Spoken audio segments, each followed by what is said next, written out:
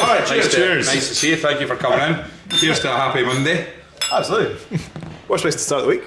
What I'm interested in here then, with yourself, Iain, because one of the things I've openly discussed and talked about to people, and actually, said at tastings and things as well, is I am not able to distinguish different tastes between whiskey very well.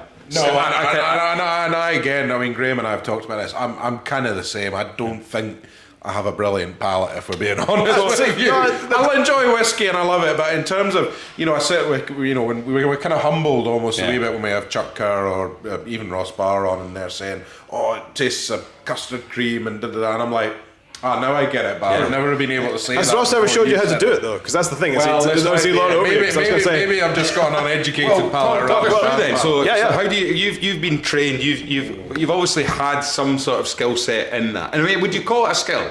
I guess so. I think so there's two parts to this, I guess. So firstly, I'm a whiskey geek that turned my passion into a profession. And I still pinch myself every now and again. I collect whiskey books for fun. I've got books from your Richard Pattersons of the world, and I remember meeting Stephanie McLeod for the first time when I was younger, and be like, oh wow, Master Blender, and Jim McEwen's and Rachel Barry's and all these amazing kind of names. So to share a job title with them was quite wacky. But on the flip side of it, I think that kind of part of what I try to do when I do tastings is be accessible, because actually other people can do this job too. Sure. Obviously not as well, but no, I'm kidding. But kidding. Joking aside, I think that's the thing, that if you see these kind of titles and things, and again, I was guilty of it too, of like worshipping these kind of job titles, but actually you can train up to do it. And the way I was always taught is I don't know if it's the real name for it, but it was the drill down method, is what I was told. And you can train yourselves. It's kind of like. Yeah, it's kind of like singing. If you put me on karaoke, no one's going to thank you. But if I had a vocal coach, I'd probably be all right. And tasting is the same. So if you can taste anything, then it means you're not palate blind, which means you can train it. Okay.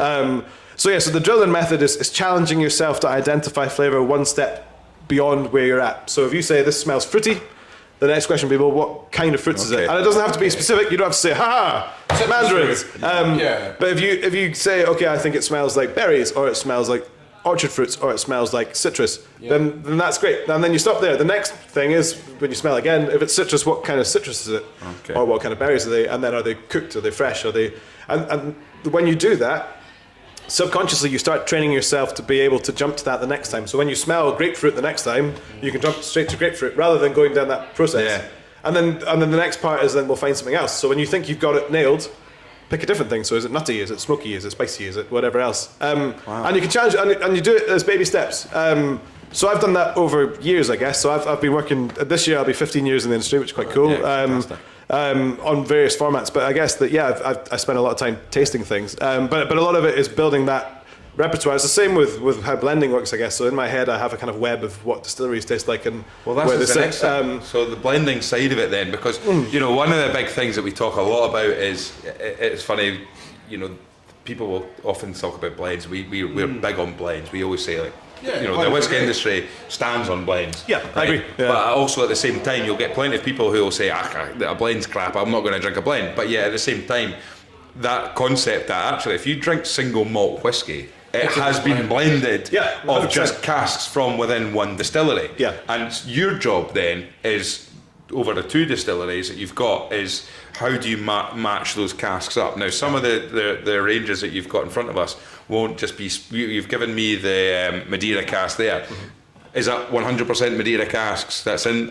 No, so that's a 3-year finish. So it's 12 years in bourbon and 3 years in Madeira. And so what you'll have had to do then is pick the casks from the bourbon casks that could be suitable to then match what you, because it's not as simple as just going, right, take those 12 casks of bourbon that are, now was it 10 years you said? 12, sorry. Yeah. Take those 10, 12 year olds, put them at the side because they're going into Madeira. It's not just a case of picking them. You'll have to sample those and go, and what are you looking for where you know that when you put them in that Madeira cask for 3 years, they're going to match that flavour right? Yes, it's kind of selecting the right barrels to finish, I guess, when it comes to, so we do quite a lot of cask finishes.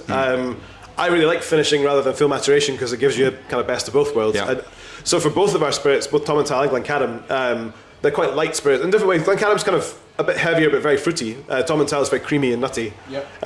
So actually if you take that and stick it straight into a really active cask like a PX or a Tawny Port or something like that, you'll eventually kind of overpower it with the weight of the wood. So when you finish, you give it some conditioning, you give it time to kind of do the rocky moment and kind of build itself up. Montage.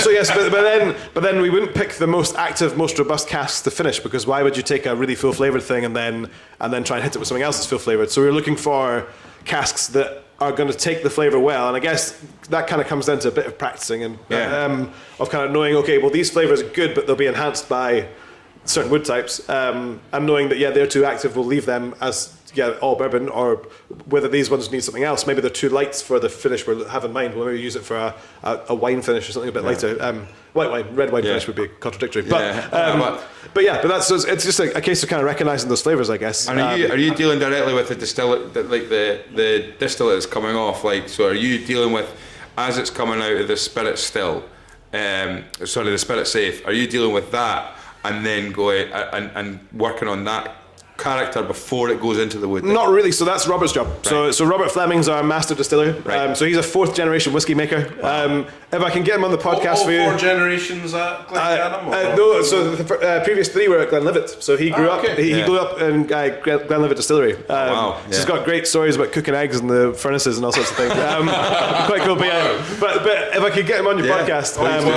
he's a really, really humble guy. So it's a privilege to work with him. I mean, he's been in the industry for 52 years now. Wow. We had his 50th. We did a bottling for his 50th just recently. But he's a pretty incredible guy. Very, very humble. And again, when I was mentioning your kind of blenders that people know, Robert's not necessarily a household name, but actually he's been there and done that with the best of them. But he's not really he's not a heavy guy in the limelight, although he'll talk whiskey to you all day long. And I mean that in a nice way. But no, of course. So he kind of looks. His job is to make sure that Glencadam and Tomintoul are maintaining consistent spirit every day, every hour, every week.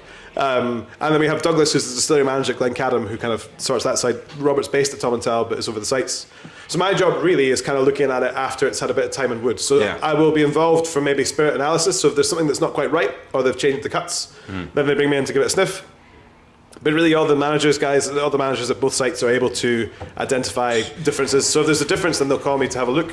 But generally, their job is doing the new make. My job is, I get the easy part, really. I don't do any of the chemistry. I deal with the flavour side. So I start interfering with casks and getting in the way.